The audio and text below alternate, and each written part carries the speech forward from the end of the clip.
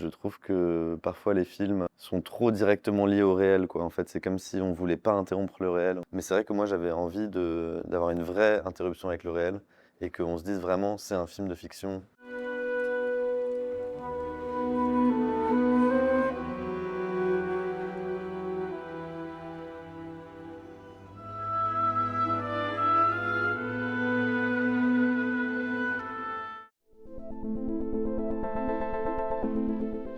C'est un scénario qui a pas mal muté, il y a eu plein de transformations. J'avais fait un court-métrage avec un personnage qui s'appelait Otto aussi, et c'était un peu la continuité, non pas du court-métrage, mais de ce personnage-là.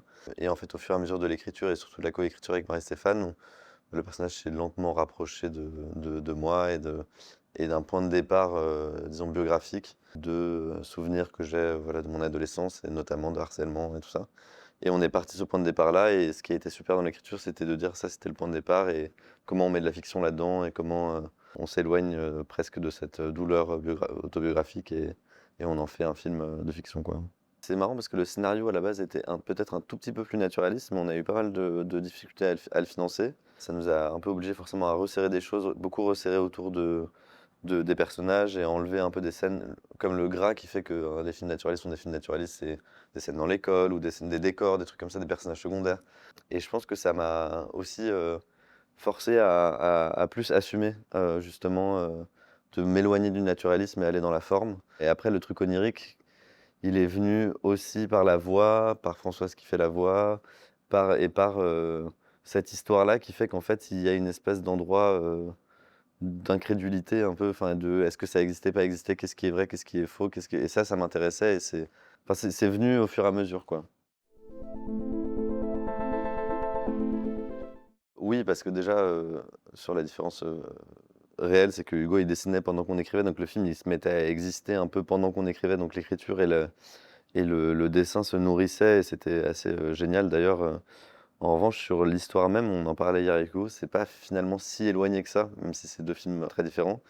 Mais ça reste l'histoire d'un garçon qui fait une erreur, et une fille qui le trouve, et ensemble, et cachés du monde, ils vont un peu réinventer, des choses, et il y a des thématiques et des choses comme ça qui sont proches, ouais. Quand on a commencé le casting du film, Elsa, la directrice de casting, en fait, c'est celle qui l'a déjà trouvé avec son frère, Solane, mais pas pour Anatomie, pour, un autre film il y a longtemps. Donc elle a tout de suite, en lisant le scénario, elle m'a dit: «Voilà, moi je quand même Milo», et c'était à peu près au moment où pas Anatomie sortait, mais un peu après, quoi.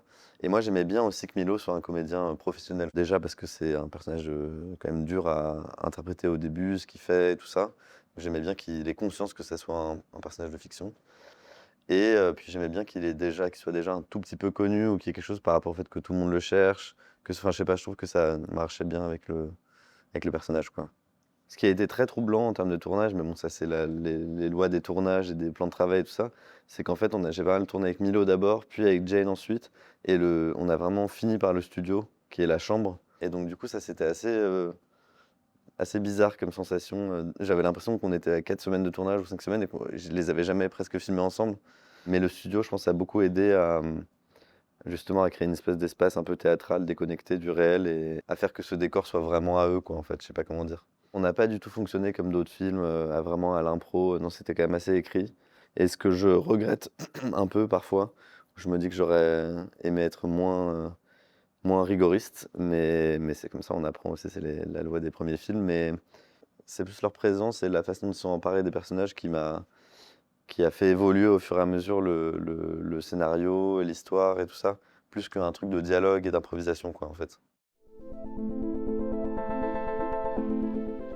Alors, bah, Arnaud, déjà, on se connaît depuis 15 ans, donc c'est un très bon ami.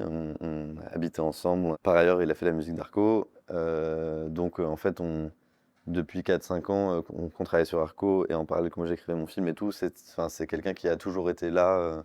Et je pense que c'était précieux parce que je pense que la musique des films, en tout cas dans des volontés de films avec la musique présente et tout, parfois ça arrive assez tardivement, les compositeurs arrivent assez tardivement, un film en montage ou carrément le surmontage fini et tout ça. On a discuté très très tôt du film, et il y avait la volonté, le premier truc que je lui ai dit, même au scénario, c'était quand même déjà écrit, le thème revient et tout, c'était d'avoir un thème, une mélodie qui soit l'histoire du film, en fait. Et que quand le thème ou la mélodie revient, on se dise: «Ah, c'est l'histoire qui a...» Enfin, Qu'il y ait pas ce truc manichéen de là ça va bien, là ça va pas bien, machin, que ça soit toujours un peu plus la complexité de la mélodie, quoi. En fait, on avait fait un premier montage où le film était assez silencieux, où il y avait moins de musique et je pense que la voix, la musique, en fait, c'est venu rajouter autour de ce silence, c'est venu sculpter le silence différemment et c'est ça qui a peut-être créé ce rythme, étonnant ou parce qu'il y a des scènes qui sont très silencieuses par ailleurs. Il y a un espèce de contraste, quoi, entre, une volonté expansive et en même temps de la retenue. Mais d'ailleurs, je pense que ça va dans le sens du personnage. C'est un personnage qui a envie de vivre, 2 personnages qui ont envie de vivre en fait, et qui sont retenus dans leur envie de vivre. Et moi, c'est ce que je ressens même moi, dans mon rapport à moi-même entre avant et après. C'est que j'ai l'impression que j'ai plus le courage de vivre aujourd'hui qu'avant, quoi. Bah, Katrina Driver, c'était un choc. J'ai eu beaucoup de chocs dans ma vie de cinéma, mais en tout cas, c'était un choc esthétique très fort, et notamment par rapport à la nuit, quoi. C'est vrai que je trouve on voit moins la nuit qu'avant. Les personnages sont souvent plus éclairés, mais même tout est quand même assez éclairé. Et donc, j'avais envie de replonger le début vraiment dans la nuit, mais au point où bah là, on a sorti une séquence du film, on voit rien en fait sur son téléphone, et donc du coup, mais j'aimais bien ça parce qu'il y a un truc dans le cinéma qui est quand même l'endroit de l'obscurité et de la lumière, et donc ça a été une référence, et on a beaucoup parlé. Taradja, le chef opérateur, il a lu les livres de Pierre Lhomme et tout. Enfin, on s'est questionné un peu sur le blanchiment, de comment ils ont fait cette image-là. Après, les rues étaient éclairées différemment à l'époque, les pellicules étaient moins sensibles, donc du coup tout était beaucoup plus. Il y avait plein de choses comme ça, et l'idée c'était pas de copier, mais en tout cas c'est vrai que ça a été un point d'orientation de la lumière au début du film, oui. Bah, énormément de choses. Euh, de moins s'empêcher, de moins s'empêcher. Je pense que je me suis beaucoup empêché, même à l'écriture. En fait, je me suis mis une très grosse pression, et ça m'a amené à arriver à un endroit un peu à la dérive. Et je suis content parce que du coup, je pense que le film, bah, j'ai fini par faire un film par cette dérive, un film qui me ressemble, même s'il a des défauts et tout ça. Mais en tout cas, ça m'a appris à la liberté.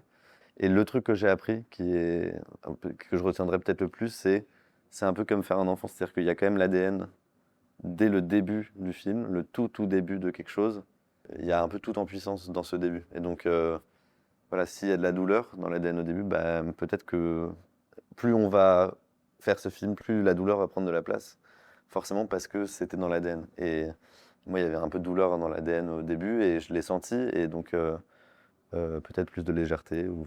bah, voilà.